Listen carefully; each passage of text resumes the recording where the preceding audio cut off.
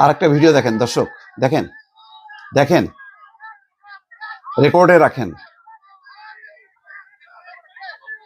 নুরুল কবির, news পত্রিকার সম্পাদক, 15 বছর শেখ হাসিনার বিরুদ্ধে লাগাতার বক্তব্য রেখেছে। দেখেন, একটা দিনের জন্য ছাড় দেয়নি শেখ হাসিনাকে, অব্যাহতভাবে গণতন্ত্রের পক্ষে কথা বলেছে।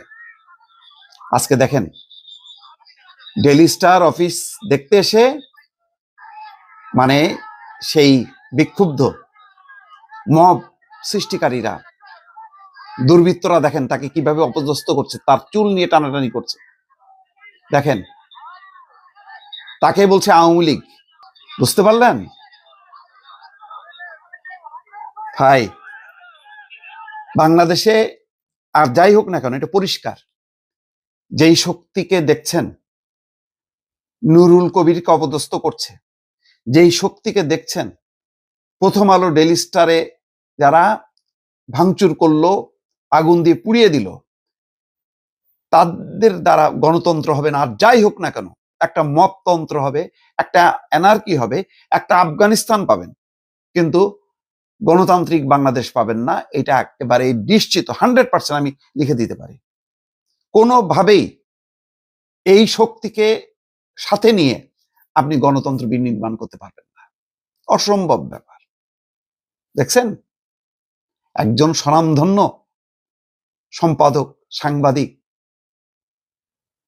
শেখ হাসিনা দ্বারা উপেক্ষিত, লাঞ্ছিত, একঘরে কোণঠাসা, সেই যেই প্রতিষ্ঠানে গেছে, সেই প্রতিষ্ঠানে অব্যাহতভাবে গণতন্ত্রের পক্ষে কথা বলেছে।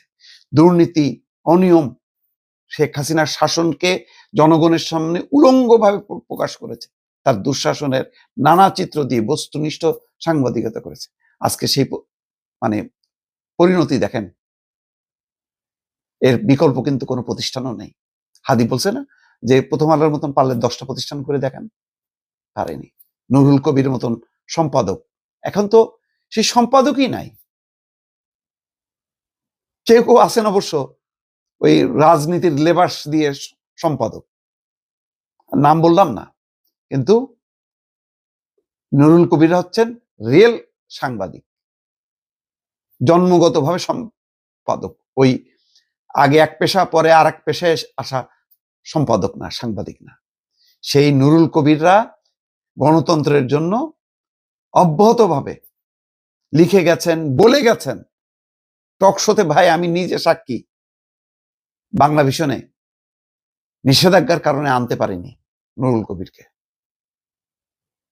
সেই নুরুল কবির অপদস্থ, সেই সাথে অন্যদের চিত্র এখন এখানে নেই এই ভিডিওতে।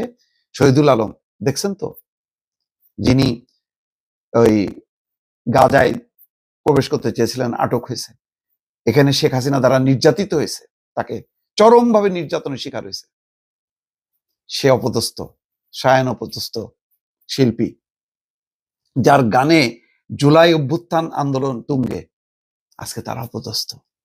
আজকে পুরো বাংলাদেশ অপদস্থ।